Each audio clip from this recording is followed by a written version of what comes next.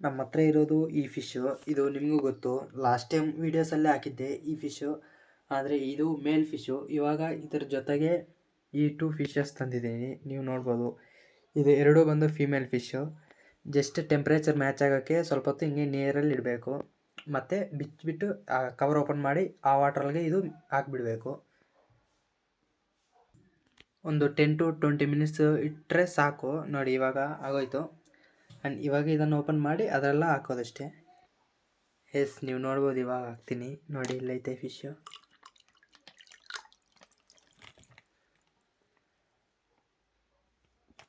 ನೋಡಿ ಯಾವ ಥರ ಇದೆ ಅಂತ. ಅದು ಕೆಳಗಡೆ ಇರೋ ಆ 2 ಫಿಶ್ಶು ಬಂದು ನಾರ್ಮಲ್ ಫಿಶ್ಶು, ಈ 2 ಬಂದು ನಾನು ತಂದಿರೋದು. ನೋಡಿ, ಇದ್ರದ್ದು ಇನ್ನೂ ಅಪ್ಡೇಟ್ಸ್ ಬೇಕಂದರೆ ವಿಡಿಯೋಗೆ ಲೈಕ್ ಮಾಡಿಕೊಂಡು ಸಬ್ಸ್ಕ್ರೈಬ್ ಮಾಡಿಕೊಂಡು ಫಾಲೋ ಮಾಡ್ಕೊಂಡು ಇಟ್ಕೊಂಡಿರಿ, ಮುಂದೆ ಬರುತ್ತೆ.